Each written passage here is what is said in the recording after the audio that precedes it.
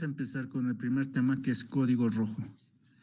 Código rojo es una de las patologías ginecobstétricas más frecuentes y la que va a tener mayor mortalidad.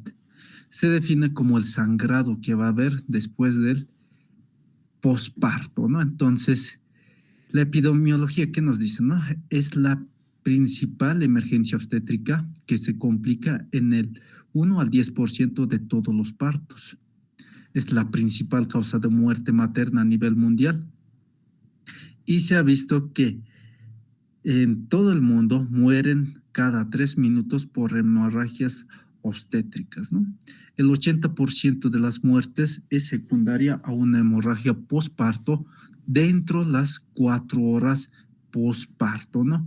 Y esta mortalidad es directamente proporcional al sangrado que presentan después de ¿no?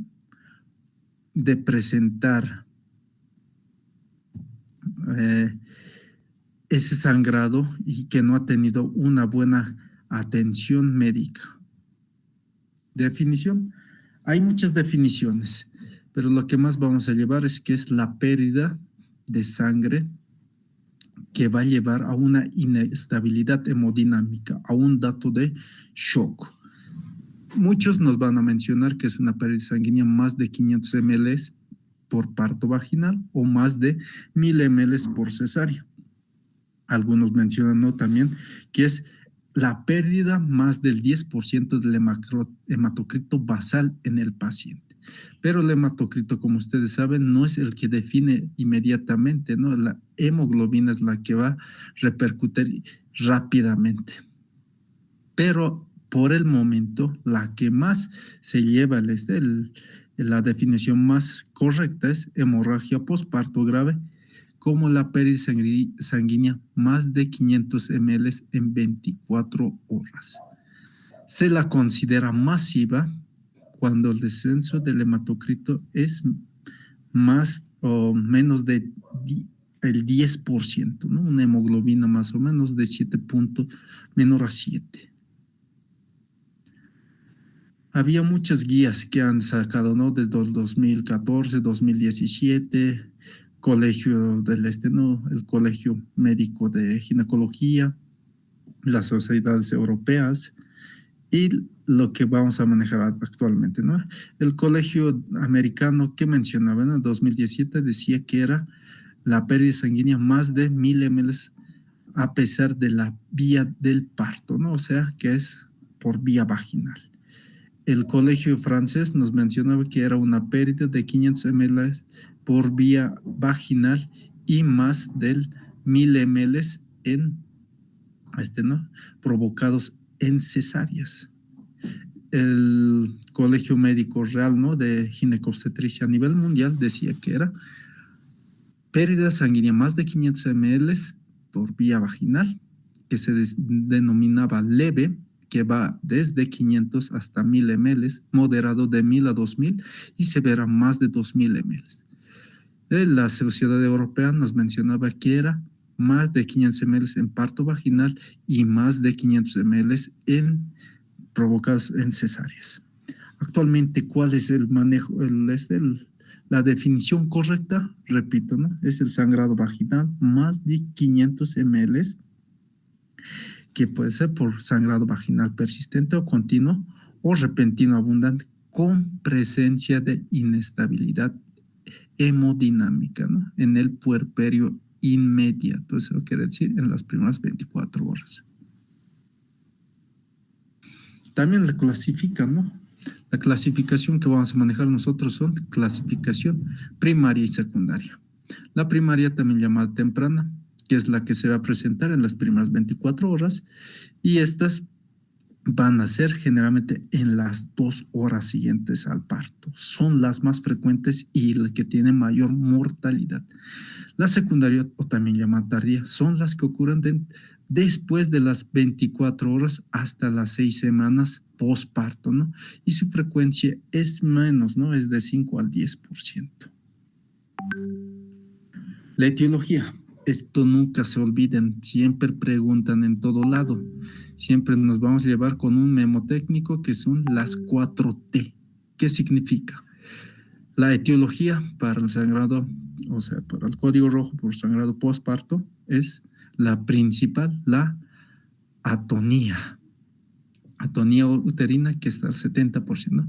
Otros son traumas debido a una desgarración cervical a nivel del útero. Esto está en el 20%. Tejidos restantes, ¿no? Que se retienen los restos placentarios, este es el 9%. Las trombinas, que son anomalías de la coagulación, que eso aparece en menor instancia, ¿no? En 1%, ¿no? Pero nunca se olviden de que el tono es el principal, o la atonía, la principal causa de hemorragia postparto. Los factores de riesgo. Vamos a ver el tono, ¿no? La atonía uterina. ¿Esto por qué está causada? Por una sobredistensión del útero. ¿Esto quiénes van a estar presentes? En mujeres que hayan tenido varios guaguitas, como gestantes múltiples, el polidramios, macrosomías, o sea, el feto es bien grande, gran multíparas, hidrocefalia severa, entonces son causantes de atonía, ¿no? Hay otro que también es la atonía muscular, que es el trabajo prolongado, o corioamionitis, ¿no? Que es el que va a haber una infección del amios. A nivel del trauma, el trauma, ¿no? Que representa el 20%, esto van a estar caracterizados por desgarros del canal del parto, ruptura uterina, inversión uterina. Los factores de riesgo son partos que tienen intervenciones o procedimientos que han entrado, ¿no? A un procedimiento muy largo, episiotomías, parto intervenido, cirugías uterinas previas, hiperadinamias. Entonces, cuando no hay mucha contracción, también provoca laceraciones, ¿no? Acretismo, maniobras de Graves que van a hacer que provoquen una evisceración o laceración a nivel del cuello del útero, excesiva tracción del cordón, puede ser una exorbitación, ¿no? Que va a hacer que salga la cara interna del útero, ¿no? Al extraer. También, ¿no? Los tejidos retentivos, que son otra de las causas de factores de riesgo. Entre ellos va a haber retención de restos placentarios o anormalidades de la placenta. Aquí el principal va a ser el acretismo, placenta previa, útero biforme, cirugías uterinas previas, y la que son en menor instancia, que son la trombina, que es 1%, que va a haber alteración en la coagulación. Pueden ser adquiridas o congénitas. Las adquiridas pueden ser por una preeclampsia, que ustedes saben, ¿no? La eclampsia o síndrome de Gell, embolia del líquido amniótico, sepsis, o si es congénita por enfermedades, ¿no? Como la alteración a nivel del factor 7, ¿no? Del von Willebrand, hemofilia A. Entonces, esas son los principales factores de riesgo, que son 4, las 4T. La prevención.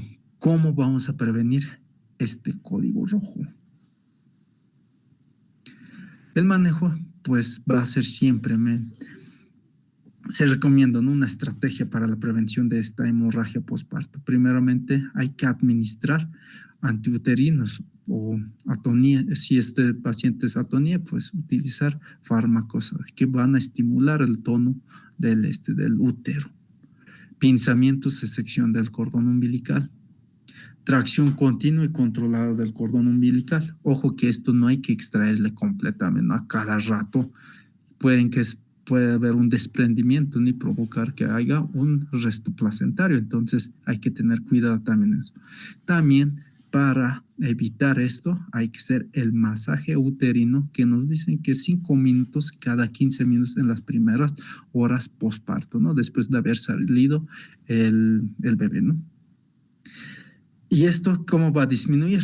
Disminuye el riesgo hasta el 62% en esas pérdidas mayores de 500 ml.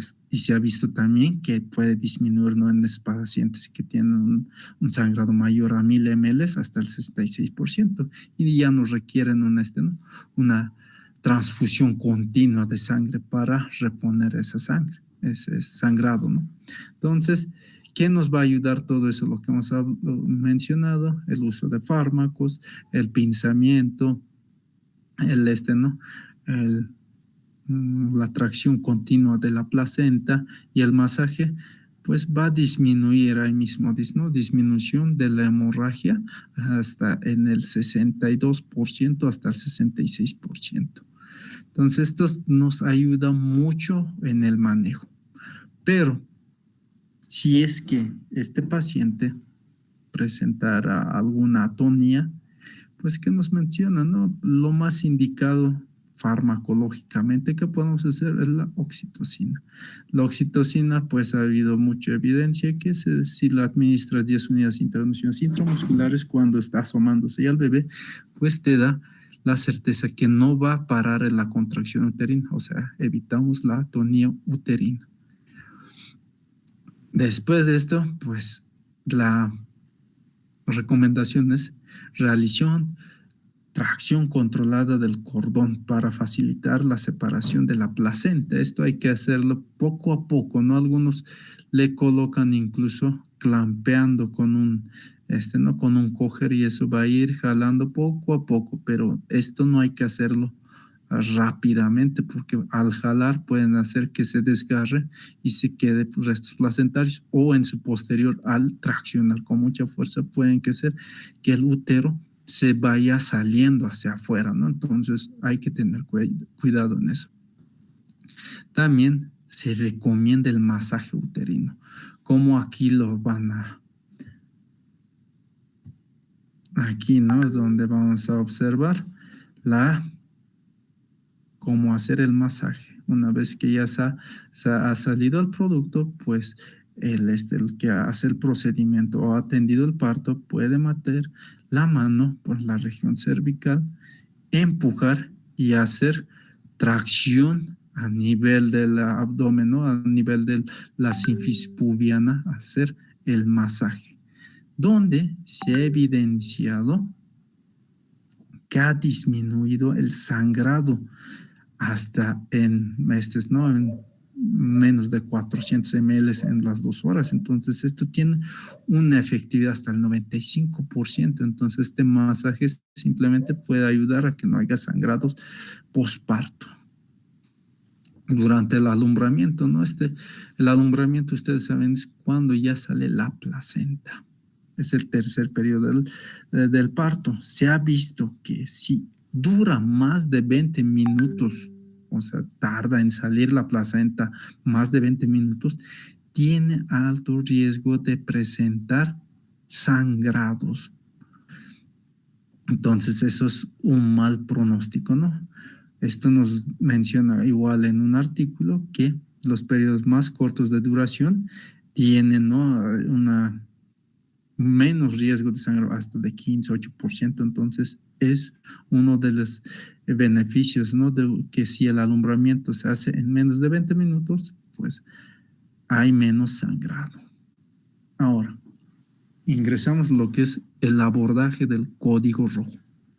¿Qué es el código rojo? Es un conjunto de acciones que vamos a coordinar con un equipo multidisciplinario, que quiere decir, puede ser un médico general, una enfermera, o si no, un especialista en ginecobstetricia, un anestesiólogo, un cirujano, para evitar y prevenir la morbimortalidad de las mujeres en edad posparto por causa de la hemorragia, ¿no? Entonces, ese es el protocolo que vamos a hacer con el código rojo. Aquí vamos a ver que si encontramos el sangrado en las primeras minutos, o sea, en el primer minuto, has visto que está sangrado activamente, pues tú puedes activar el código y la supervivencia es al 100%. Pero si tú tardas de 10 a 20 minutos en la reanimación y el diagnóstico, la supervivencia es al 60%. Y si tú es de 20 a 60 minutos, ya va disminuyendo la supervivencia hasta el 15%. Y si es más de una hora, la amenaza de muerte y la supervivencia es solo el 10%, ¿no? Entonces, cuando más antes consigues más más beneficios tiene el paciente de la supervivencia, ¿no? Aquí vamos a ver también las clasificaciones que definen según el volumen la pérdida de sanguínea, ¿no? Donde vamos a ver la pérdida de volumen, el sensorio, la perfusión, el pulso, la presión arterial y el grado de choque. Ustedes saben, ¿no? Los signos de shock, pero aquí muy importante que hay que mencionar, de mayor a 2000 ml ya es un shock severo. O sea, esto quiere decir más del 30% de la volemia. Entonces, esto ya es dato de shock, hay que alzar las orejas, ¿no? Algo muy importante para no estar haciendo todo eso es el índice del shock, que nos dice una fórmula muy fácil de recordar, que es la frecuencia cardíaca por la presión arterial sistólica. Normalmente este índice de shock tiene que estar entre 0,7 a 0,9, pero cuando estos valores están mayor a 0,9, eso quiere decir que son datos de shock, que estamos entrando en una hemorragia postparto y con alto riesgo de fallecimiento a nivel maternal. ¿Qué vamos a hacer nosotros en la reanimación? Primeramente, cualquiera de nosotros tiene que estadificar esto, ¿no? Si estás en un hospital grande, estas especialidades siempre nos va a ayudar, pero si estás en un centro de salud alejado, pues enfermería o auxiliar de enfermería siempre va a estar a la mano. En caso que ya no pueda solucionar, entonces hay que hacer la transferencia. Pero, ¿cómo vamos a manejar este tipo de pacientes? Primero hay que evaluar siempre el ABC, ¿no? Garantizar el oxígeno, poner que haya una buena perfusión, y eso vamos a estar logrando con una posición de Trendelenburg, ¿no? Que las piernas estén a unos 15 a 30 grados, ¿no? Asegurar si tienes hasta 2 vías periféricas, lo ideal, ¿no? Y si tienes sonda Foley, puedes presentar, ¿no? Una sonda de que vamos a ver que nos ayuda a evitar el sangrado. ¿Cómo vamos a hacer la resucitación? Pues siempre, si requiere oxígeno, pues utilizas máscaras, ¿no? El oxígeno tiene que estar al 100%. Puedes utilizar de 10 a 15 litros por minuto. Elevación, ¿no? Con la posición de Trendelenburg. Accesos venosos, mejor si son 2 accesos. Si puedes pedir unos laboratorios, hemograma y coagulograma, que serían los más ideales. Monitorización de los signos vitales y la diuresis urinaria, ¿no? Para ver cómo está ese riñoncito. Si requiere o no requiere transfusión, y si vamos a utilizar medicamentos uterinos para la atonía uterina. Entonces, siempre hay que enfocarse en las 4 T's que hemos hablado hace rato, ¿no? Una vez identificado, pues vamos a evaluar y dar la profilaxis o la transfusión correspondiente. Acá vamos a hablar principalmente de los medicamentos, ¿no? ¿Qué medicamentos se puede utilizar cuando el paciente está con una atonía uterina? Pues principalmente vamos a hablar de la oxitocina, que hace rato hemos mencionado, ¿no? Que es 10 unidades intramuscular y cuando se está asomando el bebé. Pero como nos dice, ¿no? La literatura, que hay que utilizar de 5 a 10 unidades intravenoso y en una infusión rápida de 1 a 2 minutos. Eso puedes continuarlo hasta 80 unidades de oxitocina, o puedes pasar, ¿no? 80 unidades de oxitocina en 1 litro para pasarla 125 ml hora. Debe mantener una buena perfusión, ¿no? Una infusión continua hasta que haya esa contracción uterina. Puedes utilizar hasta las 4 horas. Si no tienes la oxitocina, puedes utilizar la ergotamina, ergometrina, ¿no? Entonces, esta es la de segunda elección. ¿Cuánto vamos a utilizar? Una dosis máxima de 1 miligramo en 24 horas. Eso quiere decir que puedes utilizar inicialmente 0.2 miligramos y puedes darlo cada 20 segundos, ¿no? Después llevarlo hasta los 20 minutos. ¿Cuáles son las contraindicaciones? Que el paciente esté con hipertensión, cardiopatías o preeclampsia y VIH. Entonces hay que tener cuidado en eso, ¿no? Hay que tener el antecedente siempre de esto. En caso que no tuvieras de los dos y no hubiera nada más que utilizar y tienes misoprostol, pues vas a utilizar el misoprostol. ¿El miso cómo se utiliza? Vas a utilizar 480 microgramos, ¿no? Entonces, estos vienen ya en pastillitas.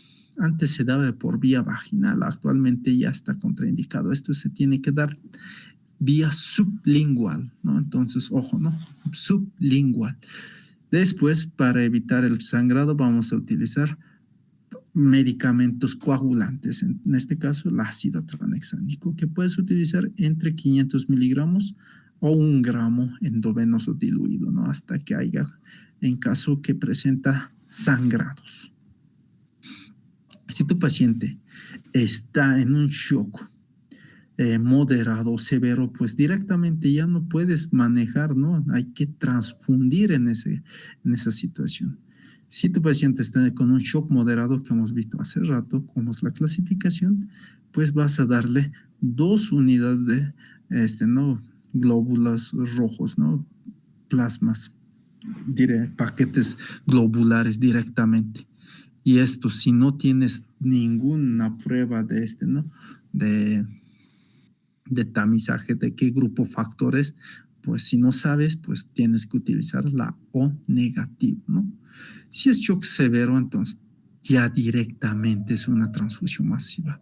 Ahí vamos a utilizar 6 ya paquetes, ¿no? 6 paquetes de plasma, 6 paquetes de plasma fresco congelado y plasmaféresis más. Y también tenemos que transfundir, ¿no? Sangre isodifásica, ¿no? Que vamos a colocar glóbulos rojos ya como 6 paquetes. Y si presentamos alteración de la coagulación, pues vamos a dar también la transfusión ya de un plasma fresco congelado para evitar que haya sangrados masivos pese a la transfusión, ¿no? Entonces, eso hay que tener mucho en cuenta. ¿Cómo vamos a evitar la atonía uterina, ¿no? Esto es un manejo así a lo grande. Primero hay que evitar el sangrado. ¿Esto cómo vamos a utilizar? Pues si tienes puedes hacer el masaje uterino, ¿no? Esto posterior a los 20 minutos de haber presentado ya o antes de que haya presentado ya expulsión del producto y hacer el masaje carotídeo. Hay que hacer por 5 minutos y hay que hacer cada 20 minutos para evitar que haya el sangrado. Eso te disminuye hasta el 66% que hemos visto hace rato. Y pues hay que hacer con profilaxis antibiótica. Y si eso no funciona, pues vamos a utilizar medicamentos, uso de uterotónicos, ¿no? Que hemos mencionado, la oxitocina, la ergometrina o el misoprostol, que ya hemos visto, ¿no? Puedes utilizar, si no puedes, ¿no? Calcular por dosis, puedes colocar 30 unidades en 500 ml para 4 horas, o la ergotamina de 0.2 miligramos intramuscular, repetir cada 20 minutos, o el misoprostol sublingual, ¿no? Esto, si es que no tuvieras los anteriores. Si es un trauma a nivel del tejido, o sea, retención de plasma a nivel del ¿qué hay que hacer? Diré trauma a nivel del perineo, ¿no? Que aquí vemos cuando sale, ¿no? Del canal vaginal. Al salir, pues hay veces hacen rupturas, ¿no? Y entonces, ¿qué hay que hacer? Pues aquí menciona que puedes hacer suturas con cadmium cromado, ¿no? Puedes administrar antibióticos. Y si el lugar donde ha hecho la ruptura no es apto para hacer una cirugía, puedes hacer un tapón vaginal. Hay que tener mucho cuidado con la inversión uterina, porque hay veces todo el útero se va a salir, como en este caso, ¿no? Entonces, ¿qué hay que hacer? La reposición uterina. Hay que tratar de meter hacia adentro y poner el tapón vaginal. Pero ojo, hay que también, después de haber colocado el tapón vaginal, hay que retirarlo. Cuidado que se estén olvidando y después de un mes la puérpera puede volver y decir, se me ha infectado. Y cuando le revises el canal vaginal y encuentras el tapón vaginal y ahí todo hecho pus, ¿no? Y eso es una infección por culpa nuestra, por no haber retirado adecuadamente este tapón, porque algunos se olvidan.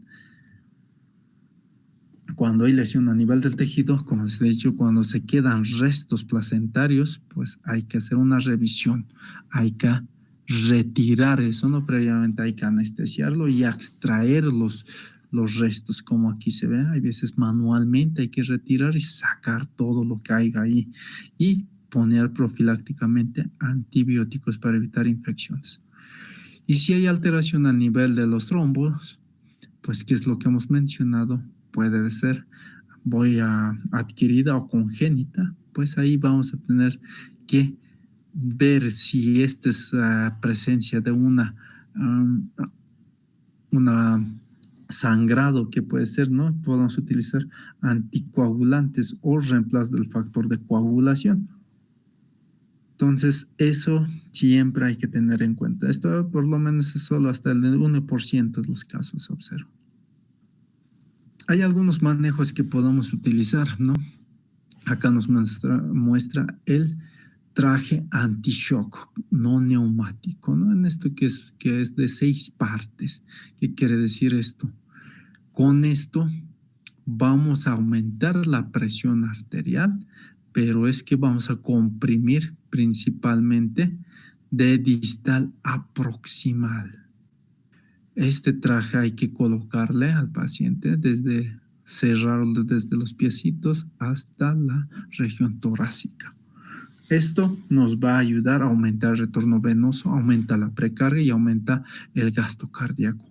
E incrementa hasta en el 30% del aumento de la volemia y del gasto cardíaco. Ojo, esto tendrían que tener todos los servicios de emergencia, pero solo algunos hospitales cuentan, ¿no? ¿En quiénes está contraindicado el uso del traje anti-shock? Pues mujeres embarazadas. Origen de shock que no sea por culpa de la hemorragia posparto. Sangrado por encima del diafragma tampoco está contraindicado, ¿no? Comorbilidades, insuficiencia, hipertensión pulmonar, estenos mitrales, entonces está contraindicado. Entonces, este traje pues nos puede ayudar en varios procedimientos, incluso procedimientos quirúrgicos, pueden ser para realizar, ¿no?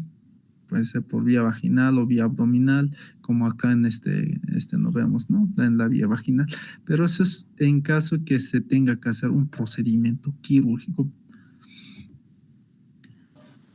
Entonces, ¿cuándo se debe considerar retirar traje anti-shock?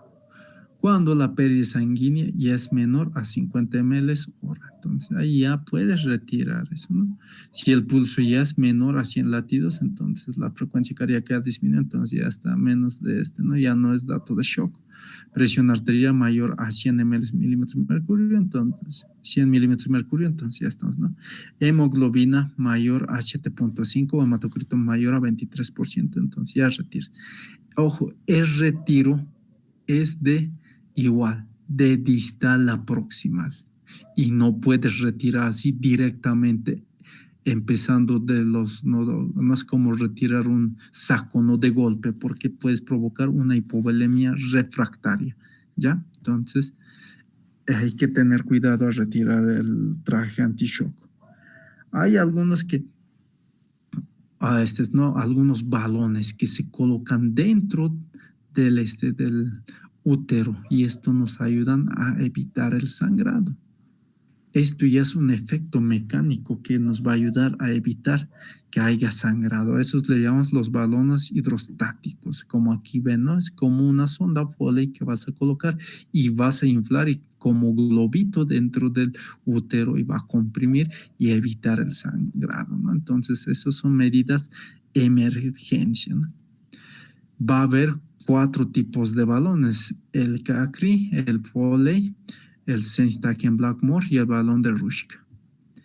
Esta de Bakri, que vamos a ver más adelante, pues tiene una capacidad hasta 500 ml con aire que van a inflar y evitar el sangrado. La sonda Foley, ustedes saben, tiene el mismo fin, ¿no? Y que va a ir, le va a colocar y le infles el baloncito más de 10 ml para que esto vaya a evitar que haya esto, ¿no? El volumen individual, miren, hasta 80, 100 ml. Saben que del Foley, pues que haga solo hasta 10, ¿no? Esto es para evitar sangrado. El diseño está aquí en Blackmore. Ustedes saben que esto sirve para hemorragia digestiva alta, pero también se puede utilizar como medidas de salvataje. Y el balón de Rushka, que es igual una técnica que es una jeringa que se le llena con agua y le van a meter y sellar con solución caliente, ¿no? Se va a hacer que haya coagulación interna por el calor. ¿En quién está indicado?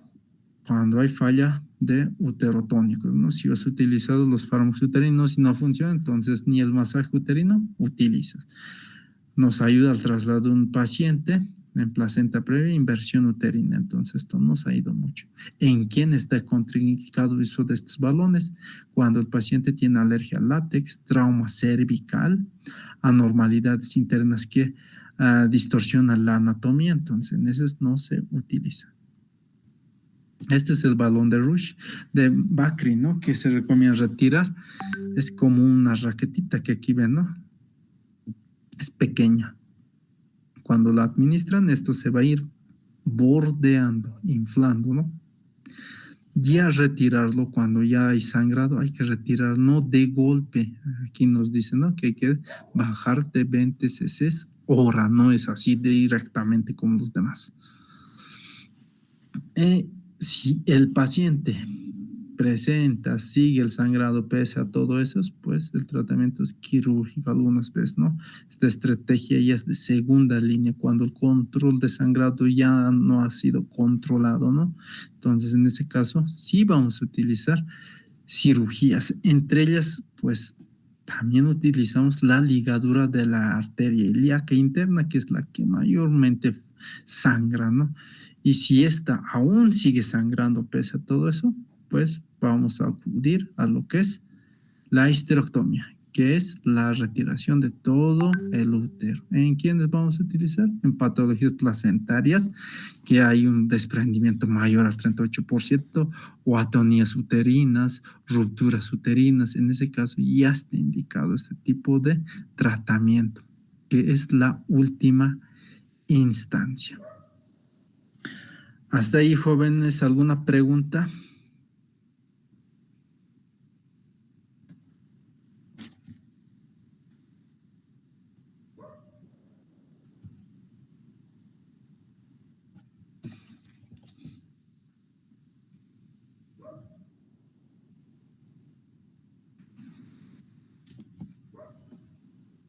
¿Ninguna?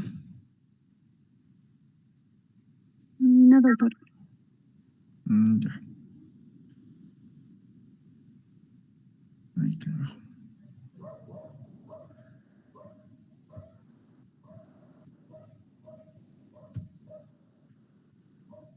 Vamos a pasar inmediatamente al otro tema también, que es un tema que vamos a hacerlo inmediatamente más rápido para que no se no se cansen, que es el RCP pediátrico. Esto es igual que el RCP del adulto, pero tiene sus acápites que son un poco más para ¿no? Para una reanimación en pediatría. Acá vamos a tener los objetivos que vamos a tener. Reconocer los signos de falla durante una paro cardiorrespiratorio a nivel de un paciente pediátrico y cómo hay que actuar y qué algoritmos vamos a utilizar. Principalmente vamos a abordar, ¿no? ¿Qué es el cómo va a llegar a un paro cardiorrespiratorio un paciente pediátrico? Vamos a ver principalmente la signosintomatología de este paciente. Los signos que presenta un paciente pediátrico principalmente es respiratoria. Ojo, en un paciente adulto siempre es primero cardiorrespiratorio. En este caso, a nivel pediátrico, el principal causante es la respiración. ¿Y qué es lo que vamos a observar? Pues que presenta aleteo nasal, retracciones intercostales, estridor, quejidos, salivación, que va a haber mal manejo de secreciones, la ventilación mecánica ventilatoria que puede estar aumentada o disminuida, ¿no? Entonces, la principal desencadenante de este problema es respiratorio, después circulatorio, luego se convierte en paro cardiorrespiratorio. Pero la que puede desencadenar todo esto es la respiratoria, nada de circulación ni del corazón, es pulmonar. Esta dificultad respiratoria puede llegar a una insuficiencia respiratoria y la insuficiencia respiratoria, si no se la trata, va a llegar a una insuficiencia cardiopulmonar y eso desencadena un paro cardíaco. Entonces, vamos a pasar, ¿no?, al siguiente. ¿Cómo vamos a identificar a un paciente pediátrico en una parada cardiorrespiratoria? El anterior hemos visto que de los adultos es el ABCD y todo eso, ¿no? Aquí el reconocimiento es con las 3 letras que serían CRC, que es primero la C, conciencia, nivel de conciencia, si responde, si es irritable o está alerta, ¿no? Lo otro, respiración, si tiene una respiración aumentada o disminuida o tiene aumento de ruidos respiratorios o disminución. Después el color de la piel, ¿no?, de estos pacientes, si es, ¿no?, si es cianótica, pálido o piel marmórea o piel normal. Entonces eso nos ayuda a identificar a un paciente paro cardiorrespiratorio. La comprobación de la circulación. En pacientes lactantes, o sea, menos de 28 días, ¿qué es lo que hay que hacer? No le vas a tomar el pulso a nivel carotidio, difícil que se sienta por la presencia, ¿no?, que también es pequeña aún la región del cuello. Donde vamos a tomar el pulso es la región braquial, de la arteria braquial. Después de los niños, después de 28 días para adelante, puedes colocar ya en niños grandes arteria carotidia. Ya ahí tomas el pulso. La primera impresión que vamos a hacer nosotros, ¿qué vamos a hacer, no? Vamos a primero ver conciencia, respiración y color. Y abordas, ¿no? El niño responde, respira o solo jadea. Si te dice sí, vas a pedir ayuda, activas la respuesta de emergencias e inicias, ¿no?, tu RCP. Si no hay pulso, si has visto que no hay pulso braquial ni carotidio, entonces inicias la RCP, ¿no? Pero si tiene pulso, pero tiene una dificultad respiratoria, simplemente le vas a abrir la boquita y comiences ventilación y dar oxigenación, nada más. Si esta tiene el pulso menor a 60 latidos por minuto sin mala perfusión, inicias el RCP. Pero si está mayor a 60 latidos por minuto, entonces, ¿qué hay que hacer? Hay que evaluación primaria, evaluación secundaria y prueba diagnóstica. O sea, hay que mantener a ese paciente en observación.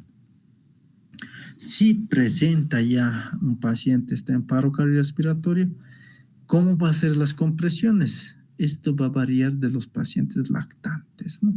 Esos lactantes que vamos a decir de 28 hasta 12 meses. ¿Cómo vamos a hacer la reanimación? Va a ser si presentan 2 reanimadores o un reanimador. Si es solo un reanimador, hay que hacer 30 compresiones torácicas y 2 ventilaciones. Puedes hacerlo con solo los deditos, los 2 dedos a la región precordial y hacer las compresiones. Si es solo un reanimador, 30 y 2 ventilaciones. Si son 2 reanimadores, o sea, vas a hacer 15 compresiones torácicas y 2 ventilaciones. Puedes hacerlo también agarrando la región con los 2 pulgares y con los 4 dedos libres la región de la espalda, ¿no? Y esas son las compresiones correspondientes. Cuando los niños ya son mayores de 1 año, puede ser la compresión con una sola mano o puede ser con 2 manos, como los de los adultos, ¿no? Entonces, si consideras poder hacer con una mano, lo haces, pero si quieres hacer con 2 manos, también lo haces, pero siempre y cuando son mayores de 1 año de edad. La vía aérea, ¿cómo es lo que vamos a manejar la vía aérea? Aquí tienen que tener mucho cuidado, ¿no? Es fácil dislocar la región de la cervical y la región mandibular, entonces hay que tener cuidado. Hay que hacer la retracción mandibular. Esto que hay que hacer, elevas la región de la cabeza y a la vez luxas un poco a poco el mentón y abres cuidadosamente la vía aérea con los dedos, ¿no? Y empiezas a dar ventilación.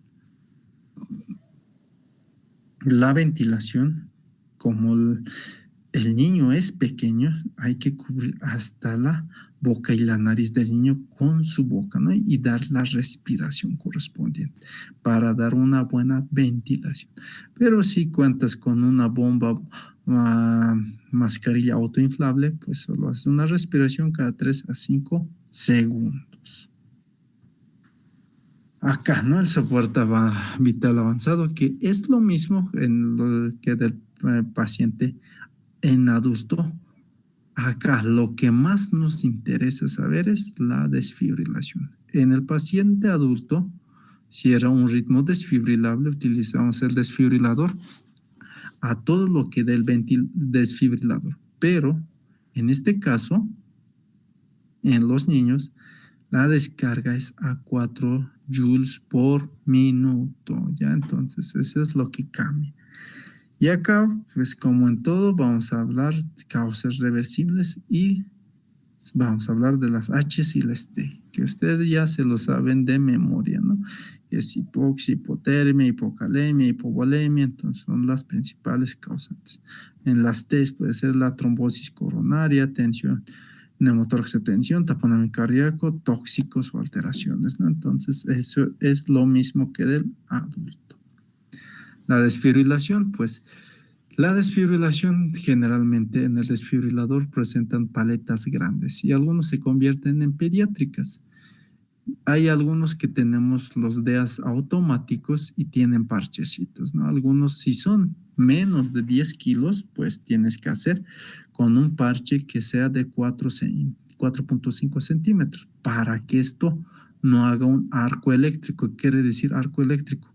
Que estos parches, si tus parches son demasiado grandes y le coloques a ambos y los parches están casi cerca, puede que vaya a ser un arco eléctrico y hagas, en vez de desfibrilar, hagas contacto de tierra y la tierra se convierte el paciente y tú te conviertes en el receptor, ¿no? Para evitar eso.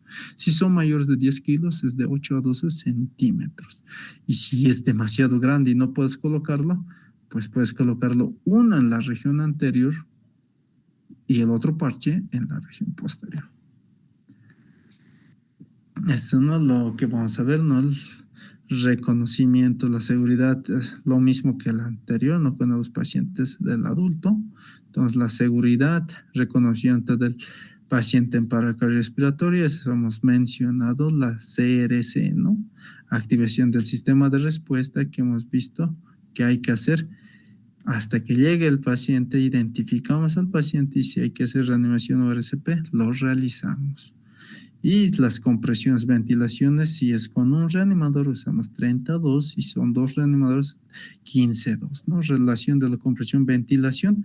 Entonces aquí lo mismo que el otro, hay que hacer compresiones de 100 a 120 compresiones por minuto y si está ventilado cada 6 segundos hay que ventilarlo.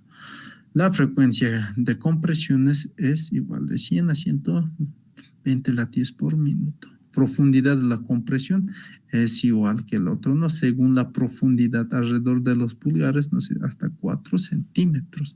Y si es al menos buscar que haya 5 centímetros, ¿no? De profundidad. Y la colocación de las manos es opcional. ¿La has visto? Pueden ser con una mano, con una mano, ¿no? con 2 manos o con una mano. Entonces, eso es una reanimación cardiopulmonar pediátrica. ¿Alguna duda que tengan hasta ahí, jóvenes?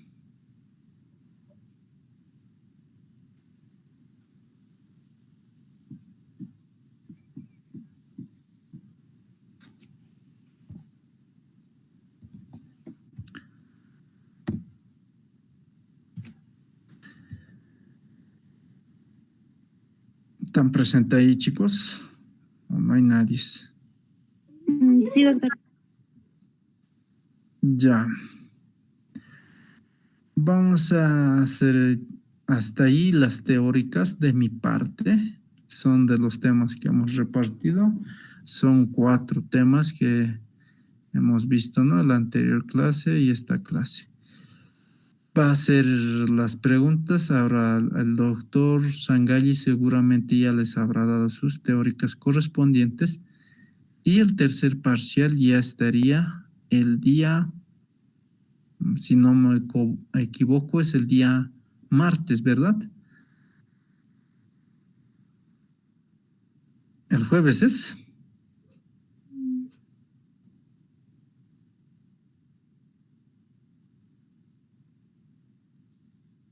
El martes es. Van a estar pendientes con su representante. No sé si estará el representante ahí, pero lo que me ha pasado es para el día martes. Así que